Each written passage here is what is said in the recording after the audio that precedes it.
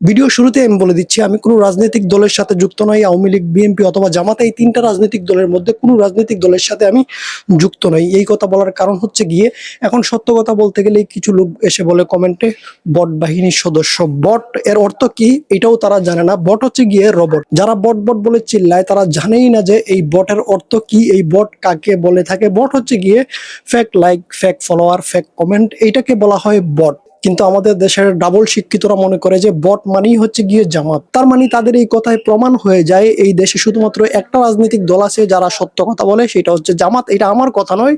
যারা বট বট বলে চিল্লায়, যে সত্য কথা বলতে আসে তাকে বট বাহিনীর সদস্য বানিয়ে দেয়, তাদের কথায় এটা প্রমাণিত হয় যে যারা সত্য কথা বলে তারাই হচ্ছে গিয়ে বট বাহিনীর সদস্য জামাত। এই যে সংঘর্ষটা এখন শুরু হয়েছে আমাদের দেশে, ছাত্র শিবির আর ছাত্র দলের মধ্যে যে সংঘর্ষটা শুরু হয়েছে, এটা কে শুরু করেছে? শুরু করেছে ছাত্রদল। তারা যদি শিবিরকে গুপ্ত না বলতো, জামাতকে যদি গুপ্ত না বলতো, তাহলে কি এই সংঘর্ষ শুরু হতো? ছাত্রদলের সদস্যরা ঘুমন্ত দৈত্যের পেছনে উস্কানি দিয়ে তাদের ঘুম ভাঙিয়ে দিয়ে এখন তারা বলতেছে, দেখো দেখো জামাত শিবির কি করতেছে। এখন তারাই কিন্তু শিবিরের হাতে রাস্তাঘাটে মাইর খাইতেছে। আর যেমন ঘটনা আমরা দেখতেছি যে, আগে আমরা জানতাম যে শিবির রক কাটতো মানুষের, এখন দেখতেছি যে ছাত্রদল মানুষের রক কাটে। যেই ছাত্রদলের সংগঠনের লোকদেরকে আমরা এখন দেখতেছি রাস্তাঘাটে প্রকাশ্যে তারা অস্ত্র নিয়ে চলাফেরা করতেছে, এদেরকে দেখলে কি কোনো দিক থেকে মনে হয় যে এরা আসলে স্টুডেন্ট? পৃথিবীতে এমন কোনো দেশ কি আছে যেই দেশের স্টুডেন্টরা প্রকাশ্যে এইভাবে অস্ত্র নিয়ে হাঁটে? আর এদেরকে দেখলে কোন দিক থেকে মনে হয় যে এরা আসলে স্টুডেন্ট? এদের প্রত্যেকের চেহারা দেখলেই মনে হয় যে এরা গাঞ্জুট্টি আর হিরুঞ্চি। এদেরকে কোনোভাবেই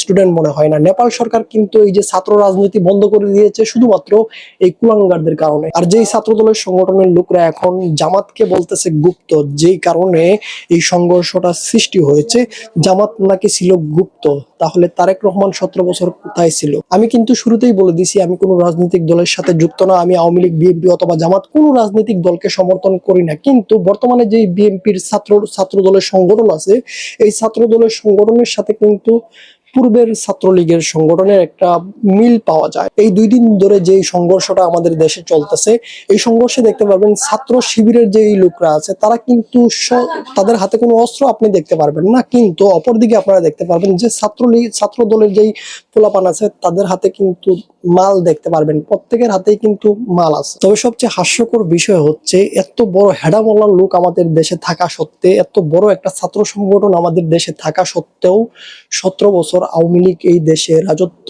করে কিভাবে? তারা এই 17 বছর কোথায় ছিল? এই প্রশ্নটা এখন প্রত্যেকের মনে জাগতেছে।